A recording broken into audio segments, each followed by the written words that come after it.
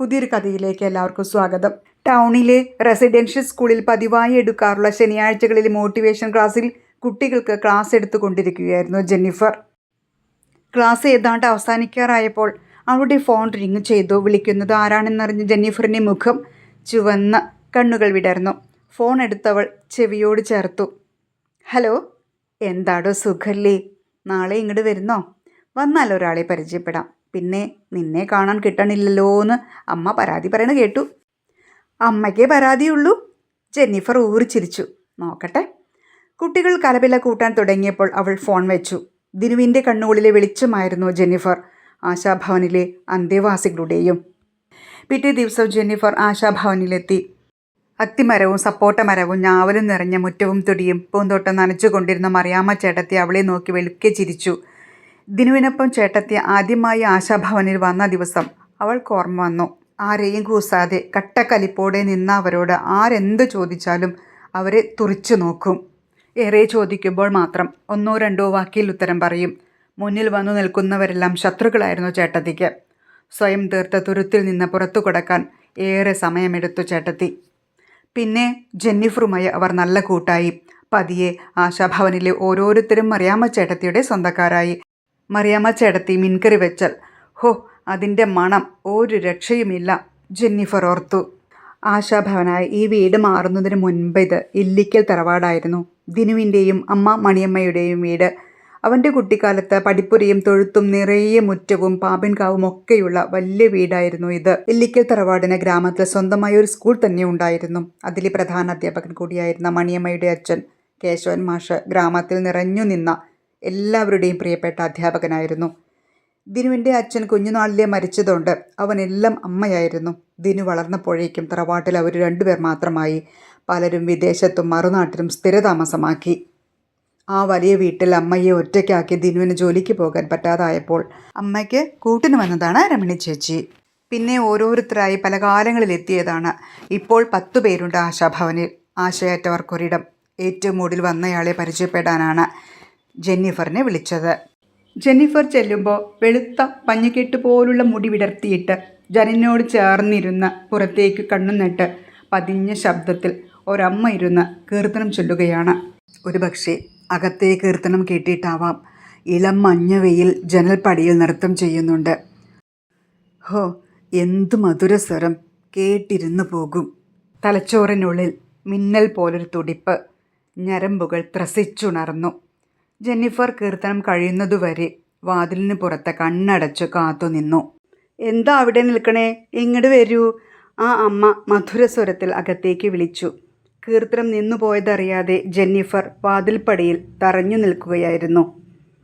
പുഞ്ചിരിച്ചുകൊണ്ട് ജെന്നിഫറിന് നേരെ അവർ കൈകൾ നീട്ടി. ചിരപരിചിതയെപ്പോലെ ജെന്നിഫർ ആ അമ്മയുടെ കൈകൾ സ്വന്തം കൈകൾക്കുള്ളിലാക്കി. ഭംഗിയുള്ള കണ്ണുകൾ പ്രകാശിക്കുന്ന പോലെ തോന്നി അവൾക്ക്. ചുണ്ടുകളിലെ നിറച്ചിരി മായുന്നേയില്ല. ആരാ? ആ അമ്മ ജെന്നിഫറിൽ നോട്ടമുറപ്പിച്ച് ചോദിച്ചു. അവൾ സ്വയം പരിചയപ്പെടുത്തി. ഞാൻ ദിനു പറഞ്ഞിട്ട് വന്നതാണ്. ഈ മനസ്സൊക്കെ വായിക്കുന്ന ആളാണോ കുട്ടി? അവൾക്ക് ചിരി വന്നു. അങ്ങനെയും പറയാം. എന്നും രാവിലെ കീർത്തനം ചൊല്ലാറുണ്ടോ അമ്മ? അമ്മ 2 നിമിഷം മൗനമായി. ഇല്ല കുട്ടിയെ, ഇന്ന് എൻ്റെ കുഞ്ഞിൻ്റെ ജന്മനക്ഷത്രമാണ്. അവന് പാട്ട് വലിയ ഇഷ്ടമായിരുന്നു. ഞാൻ പാടുമ്പോൾ അവൻ എൻ്റെ മടിയിൽ അങ്ങനെ തല ചായച്ചു കിടക്കും. ഞാനപ്പോൾ അവൻ്റെ തലമുടിയിൽ കൂടെ വിരലോടിക്കണം. ഒരു നിമിഷം അവർ കണ്ണുകളടച്ചു. മനക്കണ്ണിൽ കാണും പോലെ. ഈ മുറിയിൽ എൻ്റെ കൂടെ അവനുണ്ടായിരുന്നു. കുട്ടി വന്നപ്പോൾ പെട്ടെന്ന് അവൻ മറഞ്ഞു. അവൾ അമ്മയുടെ കൺപോളകൾ പരിശോധിക്കുകയായിരുന്നു. അപ്പോൾ അവരുടെ കണ്ണുകളിൽ സങ്കടം നിറഞ്ഞു. അതെ, എന്തൊക്കെ മരുന്നോ അമ്മ സ്ഥിരം കഴിക്കണേ? അവൾ വിഷയം മാറ്റാൻ ചോദിച്ചു. കട്ടിലിനരികിലെ മേശപ്പുറത്തു നിന്ന് മരുന്നുകളും ചീട്ടുകളും നിറച്ച ബോക്സ് അവൾക്കു നേരെ നീട്ടി. ചീട്ടിന് മുകളിൽ മാലതി 74 വയസ്സ് എന്നെഴുതിയത് ജെന്നിഫർ വായിച്ചു. ഇൻസുലിൻ കുത്തിവയ്പ്പെടുക്കാനുള്ള ചീട്ടായിരുന്നു അത്. ഇവിടെയുള്ള എല്ലാവരെയും പരിചയപ്പെട്ടോ അമ്മ? അമ്മ ചിരിച്ചു. ഇല്ല. ജെന്നിഫർ അവരുടെ കൈപിടിച്ച് ആശാഭവൻ്റെ അകത്തളങ്ങളിലൂടെ നടന്നു. മുറ്റത്തെ പടർന്ന മുല്ലയ്ക്കു താഴെ ഞങ്ങളിരുന്നു. ഇത്തിരി നേരം കണ്ണടച്ചിരുന്നു അവർ. അവരെ തന്നെ നോക്കുന്ന പോലെ. പിന്നെ സ്വന്തം ഓർമ്മകളിലേക്ക് മനസ്സാഴ്ത്തി. ചില്ലുചാലകത്തിൽ മഴ നനഞ്ഞതുപോലെയായി അവരുടെ കണ്ണുകൾ. മാലതി പറഞ്ഞു തുടങ്ങി. അച്ഛനെ കണ്ട ഓർമ്മയില്ല കേട്ടോ എനിക്ക്. എൻ്റെ 2 വയസ്സിന് മുൻപ് ജ്വരം വന്നു മരിച്ചു പോയെന്ന് അമ്മ പറയുമായിരുന്നു. അന്ന് ഇന്നത്തെ പോലെയല്ലല്ലോ. വീട്ടിൽ വലിയ പശുത്തൊഴുത്തുണ്ടായിരുന്നു. അതിൽ നിറയെ പശുക്കളും. രാവിലെ അമ്മ പാൽ കറക്കും. സമീപത്തെ വീടുകളിലൊക്കെ പാൽ കൊടുക്കലാണ് എൻ്റെ ജോലി.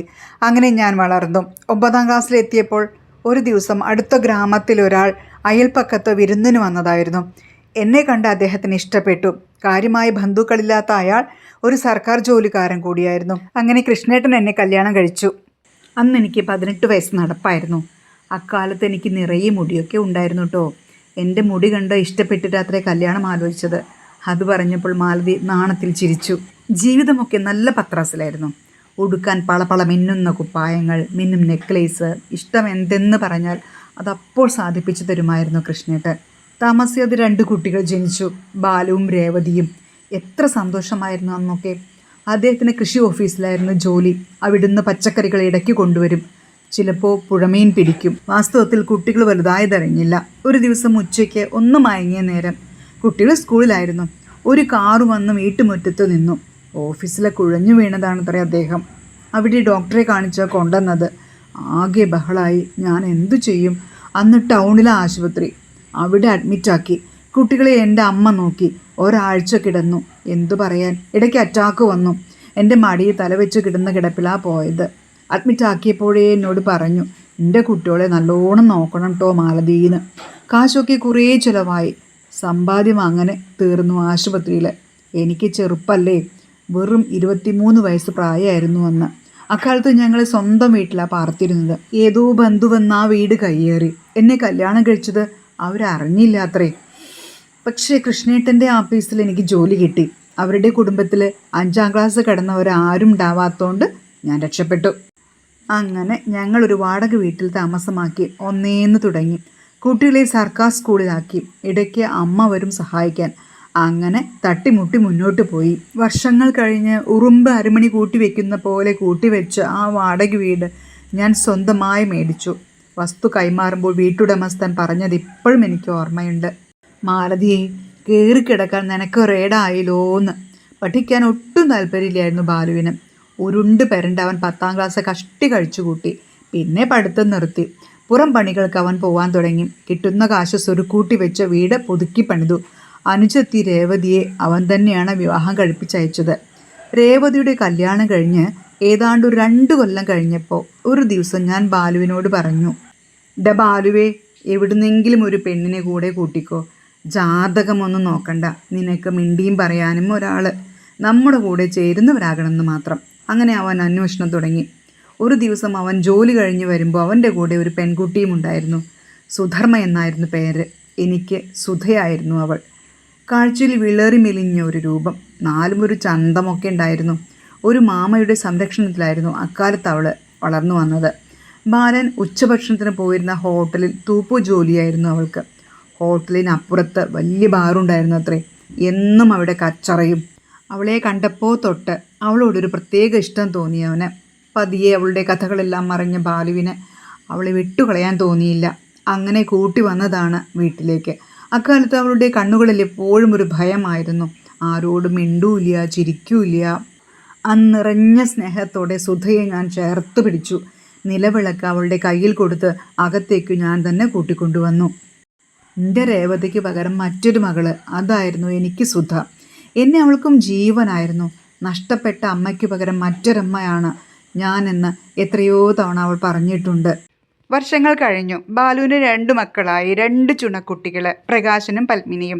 സുധർമ്മ ഒരിക്കലും ധാരാളിയായിരുന്നില്ല. കുട്ടികൾക്കും ബാലുവിനും വെച്ചു വിളമ്പിയും അവരെ സ്നേഹിച്ചും അവൾ കൂടെ നിന്നു. ഒരു നാൾ തടിമില്ലിലെ ജോലിക്ക് പോയതാണ് ബാലു. ഭാരപ്പെട്ട പണിക്ക് പോണ്ടാന്ന് പറഞ്ഞാൽ കേൾക്കില്ല. നല്ല കാശ് കിട്ടുന്ന അവൻ പറയുക. അന്ന് അപ്രതീക്ഷിതമായി തടി അവൻ്റെ മേൽ ഉരുണ്ട് വീണ് ക്ഷണനേരം കൊണ്ട് അവൻ മരിച്ചുപോയി. മാലതി നിശബ്ദയായി. സ്വന്തം മകനല്ലേ മരിച്ചത്? ബാലുവിൻ്റെ മുഖം മുന്നിൽ തെളിഞ്ഞിരിക്കണം. പിന്നെ അവർ തുടർന്നു. അന്ന് പത്മിനി 10ലും പ്രകാശൻ 8ലുമാണ് പഠിച്ചിരുന്നത്. സുധയ്ക്കെന്ന് 40 തികഞ്ഞിട്ടില്ല. ഒരു സാധു പെണ്ണായിരുന്നു അവൾ. ഈ കരയണ്ടാട്ടോ സുധേ, ഞാനുണ്ടാ, നിങ്ങളും ഉണ്ണും. എൻ്റെ കുട്ടിയോളെ ഞാൻ പട്ടിണിക്കിടില്ല. ഞാൻ അവൾക്ക് ഉറപ്പ് കൊടുത്തു. ചെറിയ പെൻഷൻ തുക മാത്രമാണ് ആകെയുള്ള അന്നത്തെ വരുമാനം. മകനുള്ളപ്പോൾ ചിലവെല്ലാം അവൻ നോക്കുമായിരുന്നു. ചിട്ടി പിടിച്ച തുകയും അല്ലറ ചില്ലറ സമ്പാദ്യവും ബാങ്കിൽ ഉണ്ടെന്നുള്ള ഒരു ധൈര്യം കൂടി ഉണ്ടായിരുന്നു എൻ്റെ ആ ഉറപ്പിന്. അന്ന് മുതൽ സ്വന്തം ആവശ്യങ്ങളൊക്കെ ഞാൻ മാറ്റിവെച്ചു. പിന്നീട് ഞാൻ ഉണർന്നതും ചിന്തിച്ചതും ശണ്ട കൂടിയതും ഒക്കെ അവർക്ക് വേണ്ടിയായിരുന്നു. അവരോടത് എൻ്റേത് എന്നൊരു വേർതിരിവേ ഞങ്ങൾക്കിടയിലില്ലായിരുന്നു. ജെന്നിഫർ എല്ലാം ശ്രദ്ധയോടെ കേട്ടു. സ്വന്തം ശാരീരിക അവശതകൾ ഞാൻ മറന്നുപോയി. സ്വന്തമായി ചെട്ടി നടത്തിയും പശുക്കളെ വളർത്തിയും അന്യ വീടുകൾ അടുക്കളപ്പണി വരെ ഞാൻ എടുത്തിട്ടുണ്ട് അവർക്ക് വേണ്ടി. ബാലു മരിച്ച കുറച്ചുനാൾ കഴിഞ്ഞ് സുധയും ഒരു കുപ്പിക്കമ്പനി ജോലിക്ക് പോയി തുടങ്ങി. കുടുംബം മലലില്ലാതെ മുന്നോട്ട് പോയി. വർഷം 4-5 കഴിഞ്ഞു. കുട്ടികൾ വലുതായി. പത്മിനിയുടെ ഡിഗ്രി കഴിഞ്ഞു. പ്രകാശൻ M.Techനും ചേർന്നു. പത്മിനിക്ക് വിവാഹാലോചനകൾ വരാൻ തുടങ്ങി. പത്മിനിയെ കോളേജിൽ പോകുമ്പോൾ കണ്ടിട്ടുണ്ടെന്നും ഇഷ്ടമാണെന്നും പറഞ്ഞ് സതീശൻ എന്ന പയ്യൻ വന്നു. ഒരു പട്ടാളക്കാരൻ. സുധ പക്ഷെ സങ്കടപ്പെട്ടു. എന്തെടുത്ത് കല്യാണം നടത്തും നമ്മൾ? ജോലി കിട്ടിയിട്ട് അവൾ സ്വയം കാശ് കണ്ടെത്തട്ടെ അമ്മേ. എനിക്ക് പക്ഷെ സങ്കടമായി. എൻ്റെ മകൻ്റെ ചോരയല്ലേ. അവളുടെ അച്ഛനോ പോയി. അവൾക്ക് നല്ലൊരു ജീവിതം കിട്ടണം. അതിനുള്ള വഴി എങ്ങനെയും കണ്ടെത്തണം. അപ്പോൾ ഞാൻ പറഞ്ഞു, നമ്മൾ ഈ കല്യാണം എങ്ങനെയും നടത്തും ട്ടോ സുധേ. വീടും സ്ഥലവും തൽക്കാലം നമുക്ക് ബാങ്കിൽ പണയം വയ്ക്കാം. ഞാൻ പറഞ്ഞതിനെ സുധ എതിർത്തു. എന്നിട്ട് അമ്മയുടെ പേരിലല്ലേ വസ്തു? അമ്മയ്ക്ക് വയസ്സായില്ലേ? 70 കഴിഞ്ഞവർക്ക് ബാങ്കുകാർ വായ്പ കൊടുക്കില്ല അമ്മ. ഞാൻ നിർബന്ധിച്ചു. ഈ വീട് നിനക്കുള്ളതല്ലേ സുധേ. ബാലുണ്ടെങ്കിൽ ബാലുവിന് കിട്ടേണ്ടത്. ഞാനിനി എത്ര കാലം ഉണ്ടാകും? നിൻ്റെ കുട്ടിയുടെ കല്യാണം കഴിഞ്ഞു കാണാം. ഞാനിത് നിൻ്റെ പേരിൽ എഴുതി തരാം. നിൻ്റെ പിറ്റേക്കാലം കൊടുത്താൽ മതി മാലതിയെ. നീ കൈവിട്ട് കളിക്കേണ്ട കേട്ടോ. എൻ്റെ ബന്ധുക്കൾ എന്നെ നിരുത്സാഹപ്പെടുത്തി. ആദ്യമൊക്കെ അവൾ എതിർത്തു. ഒടുക്കം അവൾ ബാങ്കിലെത്തി മാനേജറെ കണ്ടു. നിങ്ങളുടെ പേരിലാണ് വീടിൻ്റെ ആധാരമെങ്കിൽ വായ്പ തരാം, തടസ്സമില്ല. അതല്ല അമ്മയുടെ പേരിലാണെങ്കിൽ നടക്കില്ല. 60 വയസ്സായാൽ സീനിയർ സിറ്റിസണായി, സുധയോട് മാനേജർ വിശദീകരിച്ചു. അങ്ങനെ ഞാൻ എൻ്റെ വീട് സുധയുടെ പേരിലേക്ക് മാറ്റി എഴുതി. എന്നിട്ട് ആ വീടും സ്ഥലവും പണയപ്പെടുത്തി കിട്ടിയ കാശ് കൊണ്ട് പത്മിനിയുടെ കല്യാണം നടത്തി. മാലതി ഓർമ്മകളിലേക്ക് ഊഴിയിട്ടതുപോലെ ഇത്തിരി നേരം ഇരുന്നു. അവൾ രക്ഷപ്പെടട്ടെ, എൻ്റെ മകൻ്റെ കുട്ടിയല്ലേ. ഞാൻ അങ്ങനെയാണ് അന്ന് ചിന്തിച്ചത്. അന്ന് സുധ എന്നെ കെട്ടിപ്പിടിച്ച് വിങ്ങിക്കരഞ്ഞു. അയ്യേ, അവളിൻ്റെ കുട്ടിയല്ലേ. ഞാൻ സുധയെ സമാധാനിപ്പിച്ചു. താമസിയാതെ പത്മിനിയെ സതീശൻ ജോലി സ്ഥലത്തേക്ക് കൊണ്ടുപോയി. പഠിപ്പ് കഴിഞ്ഞപ്പോൾ കൊച്ചുമോൻ പ്രകാശന് നല്ല ജോലി കിട്ടി. അവൻ വീടിൻ്റെ കടങ്ങളെല്ലാം വീട്ടി. അങ്ങനെ വീട് സുധയുടെ പേരിലായി. അന്ന് എനിക്കതിൻ്റെ വിപത്ത് മനസ്സിലായില്ല മോളെ. പിന്നെ കാശായപ്പോൾ ആ വീട് പൊളിച്ചു കളഞ്ഞ പുതിയ വീട് വയ്ക്കാമെന്ന് സുധ ആദ്യമായി പറഞ്ഞപ്പോൾ ഞാൻ എതിർത്തു. ഒരുപാട് ഓർമ്മകളുള്ള വീടാണ് എനിക്കത്. ഞാൻ അതുവരെ കാണാത്ത സുധയെയാണ് അപ്പോൾ കണ്ടത്. ഇതിപ്പോൾ എൻ്റെ വീടാ. ഞാൻ തീരുമാനിക്കും എന്തു ചെയ്യണമെന്ന് സുധ തറപ്പിച്ചു പറഞ്ഞു. അവൾ അറുത്തു മുറിച്ചു പറഞ്ഞതായിരുന്നു എന്നെ വിഷമിപ്പിച്ചത്. അതായിരുന്നു തുടക്കവും. പിന്നീട് തൊട്ടതെല്ലാം കുറ്റമായി. അവർ വലിയ വീട് വെച്ചു, കാറു വാങ്ങി. അപ്പോൾ അവരെന്നെ പാടേ അവഗണിച്ചു. സ്വന്തമെന്ന് കരുതിയവർ എത്ര പെട്ടെന്നാണ് എന്നെ തള്ളിക്കളഞ്ഞത്. അത് ഞാൻ കരുതിയതേയില്ല. ഞാൻ എത്ര സ്നേഹിച്ചതാ അവരെ. മാലതിയുടെ കണ്ണുകൾ നിറഞ്ഞൊഴുകി. എൻ്റെ ഷുഗർ കൂടി, BP കൂടി. സമയത്തിന് ചികിത്സ കിട്ടാതെ ഞാൻ വലഞ്ഞു. എൻ്റെ പെൻഷൻ തുക മരുന്ന് വാങ്ങാൻ പോലും തികയാത്ത അവസ്ഥ. സുധ ശരിക്കും എന്നെ ഒറ്റപ്പെടുത്തി, അവഗണിച്ചു. എന്നാൽ സുധയാകട്ടെ വില കൂടിയ ആഭരണങ്ങളും വസ്ത്രങ്ങളും ഗൃഹോപകരണങ്ങളും ആ സമയത്ത് വാങ്ങിക്കൂട്ടി. സമയത്ത് ഭക്ഷണമില്ലാതെ മരുന്നില്ലാതെ ഞാൻ തളർന്നു. എത്ര ദിവസം കത്തിക്കാളുന്ന വിശപ്പുമായി ഞാൻ ഉറങ്ങിയിട്ടുണ്ടെന്നോ. ഞാൻ കിടക്കുന്ന ഭാഗത്തേക്ക് അവൾ തിരിഞ്ഞു നോക്കാറേയില്ല. 2 ദിവസം മുമ്പ് ഇങ്ങനെ വിശപ്പ് സഹിക്കാൻ വയ്യാതെ സ്വയം പാചകം ചെയ്യാമെന്ന് കരുതി ഒരു പാത്രത്തിൽ വെള്ളവും തങ്ങി ഞാൻ അടുക്കളയിലെത്തിയതാണ്. സുധ ദോശ ചുട്ടുകൊണ്ടിരിക്കുകയായിരുന്നു. അപ്പോൾ എന്നെ കണ്ടപ്പോൾ അവൾക്ക് കലിപ്പായി. കയ്യിലെ ദോശച്ചട്ടും എനിക്ക് നേരെ ഓങ്ങിക്കൊണ്ട് അവൾ ചീറിയെടുത്തു. വൃത്തിയില്ലാത്ത ഈ കാലുകൊണ്ട് ഈ അടുക്കളയിൽ കയറി പോകരുതെന്ന് എത്ര ഞാൻ പറഞ്ഞിട്ടുണ്ട് നിങ്ങളോട്. വല്ലതും വെക്കണമെങ്കിൽ പുറത്ത് വിറകെടുപ്പുണ്ട്, അവിടെ പോയി വെച്ചോലുണ്ടോ. എന്നെ വെറുതെ ദേഷ്യം പിടിപ്പിക്കാൻ നിൽക്കരുത്, അവൾ ചീറി. പറഞ്ഞത് കേട്ടും അനുസരിച്ച് മൂക്കിലെങ്ങാനും ഇരിക്കാൻ പറ്റുമെങ്കിൽ മാത്രം ഇവിടെ നിന്നാൽ മതി. ഇല്ലെങ്കിൽ ഞാൻ വലിച്ചു പുറത്തിടും, നോക്കിക്കോ. എൻ്റെ തൊണ്ട വരണ്ടു. കുഴിഞ്ഞ കണ്ണുകളിൽ ഭയം കൂട്ടി ഞാൻ കെഞ്ചി. വിശപ്പ് സഹിക്കാൻ വയ്യാഞ്ഞിട്ടാ സുധേ. ഇന്നലെ ഉച്ചയ്ക്ക് കഴിച്ചതല്ലേ ഞാൻ. പിന്നെ എന്നെ നീ വിളിച്ചതേ ഇല്ലല്ലോ. എന്നെ അവൾ പറഞ്ഞത് മുഴുമിപ്പിക്കാൻ സമ്മതിച്ചില്ല. വയ്യാന്ന് പറഞ്ഞ് പണിയെടുക്കാണ്ട് നടന്നോളും, 4 തീറ്റയ്ക്ക് ഒരു കുറവുമില്ല, അവൾ പരിഹസിച്ചു. വെള്ളം നിറച്ച കലവുമായി സ്റ്റൗവിനടുത്ത് ഞാൻ തറഞ്ഞു നിന്നുപോയി. പുറത്ത് വിറകെടുപ്പുണ്ടെന്നുള്ളത് ശരിയാ. ഊതി പിടിപ്പിക്കാൻ വേക്കേണ്ടേ എനിക്ക്. ഒന്നാമത് വിശപ്പ്, പോരാത്തതിന് തലതിരിച്ചിലുണ്ടായിരുന്നു. മാലതി തുടർന്നു. ഞാനാകെ വശം കേട്ടു. എൻ്റെ കൈകൾ വിറയ്ക്കാൻ തുടങ്ങി. ദേഹം കുഴഞ്ഞു പോകുന്ന പോലെ. ദേഹം ഉറച്ചു നിൽക്കണമെങ്കിൽ അന്നം ചെല്ലണ്ടേ? ഷുഗറിനുള്ള മരുന്നും മുടങ്ങിയിരുന്നു. നിറഞ്ഞു തൂവിയ കണ്ണുകൾ ഉടുത്ത സെറ്റുമുണ്ടിൻ്റെ കോന്തല കൊണ്ടവർ തുടച്ചു. സുധയുടെ തീപാറും നോട്ടം കണ്ടപ്പോൾ എൻ്റെ ചങ്കു പിടഞ്ഞു. ഞാൻ എന്ത് ചെയ്തിട്ടാ? എൻ്റെ ദയനീയം നോട്ടം കണ്ടവൾ വെറുപ്പോടെ നിർദാക്ഷിണ്യം മുഖം തിരിച്ചു. ഒക്കെ എൻ്റെ അഭിനയാത്രേ. അതോടെ ഞാൻ തിരിഞ്ഞു നടന്നു. അല്ലാതെ എന്തു ചെയ്യാൻ? അപ്പോൾ മുതൽ ഞാൻ അനാഥയായി, പുഴുവിനു തുല്യം. ഞാൻ വേവലാതിയുടെ വടുക്കോറത്തെ തിണ്ണയിലേക്ക് കുഴഞ്ഞിരുന്നു. കുട്ടിക്കറിയോ, മാലതി ജെന്നിഫറിൻ്റെ കൈകൾ സ്വന്തം ഉള്ളം കയ്യിലാക്കി വയറു നിറച്ചുണ്ടകാലം ഞാൻ മറന്നിരിക്കണു. വീട്ടിലെല്ലാവരും കഴിച്ച ശേഷം ബാക്കിയുള്ളത് അടുക്കള മൂലയിൽ കിണ്ണത്തിൽ നീക്കി വയ്ക്കും. അവൾക്ക് തോന്നണം എന്നെ വിളിക്കാൻ. അപ്പോഴേ കഴിക്കാൻ വരാൻ പാടൂ. എത്ര വിശപ്പുണ്ടെങ്കിലും മുറിയിലിരുന്നോണം, അല്ലെങ്കിൽ അവൾ ഭദ്രകാളിയാകും. പണ്ടൊക്കെ ഞാൻ വിളമ്പിക്കൊടുക്കാതെ സുധ ഉണ്ടിരുന്നില്ല. അമ്മടെ കൈകൊണ്ട് വിളമ്പിയത് ഉണ്ണാൻ എന്തു രുചിയാ എന്നവൾ പറയും. പല രാത്രികളിലും വെറും പച്ചവെള്ളം കുടിച്ച് ഞാൻ വിശപ്പടക്കിയിട്ടുണ്ട്. അറിയോ കുട്ടിക്ക്? അവിടുന്ന് ഒരു ഇല പെറുക്കി ഉപയോഗിക്കണമെങ്കിൽ പോലും സുധ കനിയണം. അവൾ ഓർത്തോർത്ത് വിതുമ്പി. കഴിഞ്ഞ 40 കൊല്ലമായി ആ വീടായിരുന്നു എൻ്റെ ലോകം. അവിടുത്തെ ആൾക്കാരും. പറഞ്ഞിട്ടവർ നിറഞ്ഞ കണ്ണുകൾ അമർത്തി തുടച്ചു. തിരമാലയിൽപ്പെട്ട് ഉഴറിയ പൊങ്ങുതടി പോലെ മാലതിയുടെ പ്രാണൻ പിടഞ്ഞു. ഓർമ്മകൾ നിഴലുകളായി അവർക്ക് മുന്നിൽ പെയ്തിറങ്ങി. ജെന്നിഫർ അവരെ കരയാൻ വിട്ടു. മാലതിയുടെ കണ്ണുകൾ 2 ആഴക്കടലുകളായി. എൻ്റെ ജീവിതത്തിലെ ആകെ സമ്പാദ്യമായ ആ 5 സെൻറ്റ് ഭൂമിയും വീടും എത്ര സമർത്ഥമായാണ് സുധ തട്ടിയെടുത്തത്. മാലതി തുടർന്നു. നേരമേറെ കഴിഞ്ഞിരിക്കണം. പുറത്തു വെയിൽ തിളച്ചുമറിയാൻ തുടങ്ങിയിരുന്നു. അറിയാതെ ഞാൻ ഉറങ്ങിപ്പോയിരിക്കണം. കണ്ണു തുറന്നപ്പോൾ എനിക്കു ചുറ്റും കുറേ അയൽപ്പക്കക്കാർ. വഴക്കിനിടയിൽ സുധ കൈപിടിച്ചു തിരിച്ചപ്പോൾ ഞാൻ വാവിട്ടു കരഞ്ഞത് അവരും കേട്ടിരിക്കാം. എൻ്റെ ഇടതു കൈ ആരോ തടവി. അത് നീരുകെട്ടി വീർത്തിരുന്നു. എനിക്ക് വേദനിച്ചു. തോളത്തും ചുമരിലുമായി ചിതറിക്കിടുന്ന പഞ്ഞിക്കെട്ട് പോലത്തെ എൻ്റെ നനുത്ത മുടി പിന്നിൽ നിന്നാരോ ഒതുക്കി കെട്ടിവെച്ചു. അപ്പോഴേക്കും എൻ്റെ വിശപ്പും ദാഹവും എല്ലാം കെട്ടുപോയിരുന്നു കുട്ടിയെ, മാലതി പറഞ്ഞു നിർത്തി. അതിനിടയിൽ അവിടെ കൂടി നിൽക്കുന്നവർക്കിടയിൽ നിന്ന് ഒരു പയ്യൻ മുന്നോട്ട് വന്ന് എൻ്റെ വിറയ്ക്കുന്ന എല്ലുന്തിയ കൈകൾ ചേർത്ത് പിടിച്ചു ചോദിച്ചു, എന്നെ അറിയാമോ അമ്മയ്ക്ക്? പാടമൂടിയ കണ്ണുകൾ ഞാൻ അവനെ നോക്കി പറഞ്ഞു, ഇല്ല. എൻ്റെ ഒപ്പം പോരുന്നു അമ്മ. അവനങ്ങനെ ചിരിച്ചു നിൽക്കുകയാ മുമ്പിൽ കാണുന്ന പോലെ. മാലതി കണ്ണുകളടച്ചു. കുറേ അമ്മമാരുള്ളൊരു വീടുണ്ടവിടെ. ഒക്കെ അമ്മയുടെ പ്രായമുള്ളവരാണ്. ഞാൻ അന്താളിച്ചു. ഞാൻ എങ്ങോട്ട് വരാനാ കുട്ടിയെ? ഇതല്ലേ എൻ്റെ വീട്. ഞാൻ അങ്ങനെയൊന്നും സ്വപ്നേബി വിചാരിച്ചിട്ടില്ലാലോ. അപ്പോഴേക്കും നാട്ടുകാർ ഒച്ച വയ്ക്കാൻ തുടങ്ങി. സുധയെ കണക്കിന് ശകാരിക്കുന്നുണ്ടവർ. അവൾക്കൊരു കൂസലുമുണ്ടായില്ല. എത്ര കേട്ടിട്ടും. നിൻ്റെ അടുത്ത് നിനക്ക് ഒന്നും തരാനില്ല കുട്ടിയെ. ഇത്തിരി പെൻഷനുള്ളത് മരുന്നിനെന്നെ തികയില്ല. മാലതി പരിതപിച്ചു. അമ്മ എനിക്കൊന്നും തരണ്ട. എനിക്ക് അമ്മയെ മാത്രം മതി. അവൻ ചിരിച്ചുകൊണ്ട് പറഞ്ഞു. നിൻ്റെ പേരെന്താ മോനെ? അമ്മയ്ക്ക് ഇഷ്ടാച്ച ദിനൂന്ന് വിളിച്ചോളൂ. അവൻ എന്നെ അണച്ചു പിടിച്ചു. പണ്ടു ബാലു പിടിച്ചിരുന്നത് പോലെ മാലതി ഓർത്തു. ഞാൻ പതിയെ തിണ്ണയിൽ നിന്ന് എഴുന്നേറ്റ് അവനൊപ്പം എൻ്റെ മുറിയിലെത്തി. ആർഭാടങ്ങളില്ലാത്ത ആ വലിയ വീട്ടിലെ ഏക മുറി എൻ്റേതായിരുന്നു.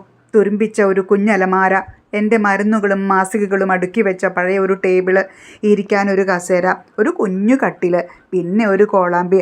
ആ വലിയ വീട്ടിലെ ആകെയുള്ള എൻ്റെ ആഡംബരം അതായിരുന്നു. ഞാൻ എൻ്റെ വസ്ത്രങ്ങളും ബാങ്ക് പാസ്ബുക്കും പെൻഷൻ രേഖകളടങ്ങിയ കവറും ആസ്മയ്ക്കുള്ള മരുന്നുകളും അലമാര തുറന്ന് പുറത്തെടുത്തു.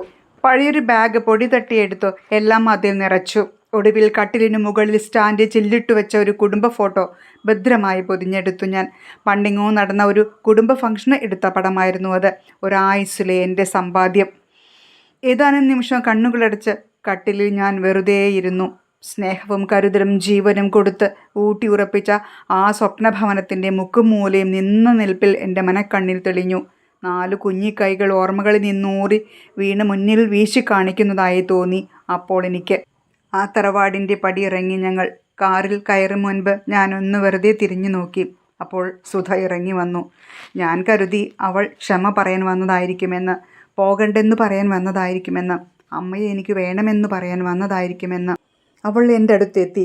ഒരു അപരിചിത ഭാവമായിരുന്നു മുഖത്ത്. ദിനുവിൻ്റെ കയ്യിൽ നിന്നവൾ ബാഗ് വാങ്ങി ഓരോന്നായി പരിശോധന തുടങ്ങി. ഒടുവിൽ കുടുംബ ഫോട്ടോ പൊതിഞ്ഞ കവർ കീറിയെടുത്തു. വിലപിടിപ്പുള്ള ഒന്നുമില്ലെന്നു കണ്ടപ്പോൾ അവൾ ആശ്വസിച്ചു. എന്നിട്ടവൾ തിരിഞ്ഞു നടന്നു. ദിനു എൻ്റെ കൈകളെ മുറുകെ പിടിച്ചു, സാരമില്ലെന്ന മട്ടിൽ. പിന്നെ ഞങ്ങൾ കാറിനടുത്തെത്തി. യാത്രയിലുടനീളം സുധയുടെ പ്രവൃത്തിയോർത്ത് ഒരു കല്ല് നെഞ്ചിൽ വച്ചതുപോലെയായിരുന്നു എനിക്ക്. ഏതാണ്ട് ഒരു 2 കിലോമീറ്റർ യാത്ര ചെയ്തിരിക്കണം ഞങ്ങൾ. എൻ്റെ കണ്ണുകളിലെ മയക്കം വിട്ടുണർന്നപ്പോൾ ഞങ്ങൾ ആശാഭവൻ്റെ മുറ്റത്തെത്തിയിരുന്നു. സന്ധ്യനേരം. ഞങ്ങളെ പ്രതീക്ഷിച്ചിട്ടാകണം ദിനുവിൻ്റെ അമ്മ മുറ്റത്തു തന്നെ നിന്നിരുന്നു. മണിയമ്മ ഒന്നും ചോദിച്ചില്ല. വെറുതെ എന്നെ ചേർത്ത് പിടിച്ചു. എനിക്ക് വേണ്ടി തയ്യാറാക്കിയ മുറിയിലെത്തിച്ചു എന്നെ. എത്രയോ നാളുകൾക്കു ശേഷം മനസ്സു നിറയെ ഞാൻ ഭക്ഷണം കഴിച്ചത് ഇവിടെ വന്നിട്ടാ കുട്ടിയെ. മാലതിയുടെ കണ്ണുകൾ നിറഞ്ഞു തൂവി. ജെന്നിഫർ ആ കണ്ണുകൾ തുടച്ചു കൊടുത്തു. ഇനി ഒട്ടും വിഷമിക്കേണ്ട കേട്ടോ മാലതിയമ്മേ, ഇവിടെ ദിനുവിൻ്റെ അമ്മയുണ്ട്, കൂട്ടിന് വേറെ അമ്മമാരുണ്ട്. എല്ലാവരും കൂടി പാട്ടൊക്കെ പാടി ഉല്ലാസമായിട്ട് കഴിയാലോ. ജെന്നിഫർ ആശ്വസിപ്പിച്ചു. ആ അമ്മയുടെ നെറ്റിയിലും നെറുകയിലും ഒത്തിരി നേരം ജെന്നിഫർ തടവിക്കൊണ്ടിരുന്നു.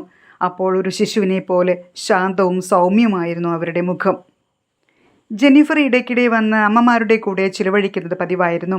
അവർക്കൊപ്പം പാട്ടുപാടിയും പാചകം ചെയ്തും അവരെ വീണ്ടും ജീവിത പച്ചപ്പിലേക്ക് അവൾ കൊണ്ടുവന്നു. ഒരു നാൾ ജെന്നിഫർ ആശാഭവനിലെത്തിയത് സ്വന്തം അപ്പനും അമ്മയ്ക്കുമൊപ്പമാണ്. പ്രായാധിക്യത്താൽ 2 പേരും ക്ഷീണിതരായിരുന്നു.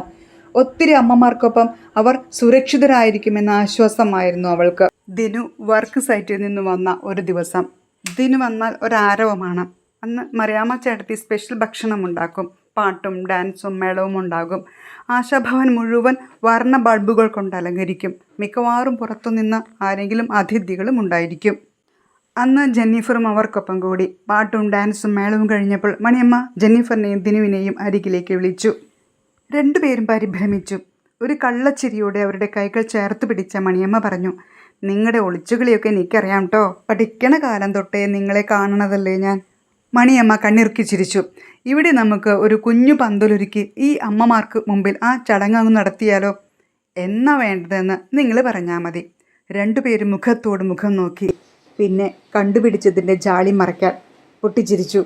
വൈകാതെ ആശാഭവൻ്റെ മുറ്റത്തുയർന്ന ചെറിയ പന്തലിൽ ദിനുവിനൊപ്പം ജെന്നിഫർ ചേർന്നു നിന്നു. അമ്മമാരുടെ നിറസാന്നിധ്യത്തിൽ ദിനു ജെന്നിഫറിനു മിന്നുചാർത്തി.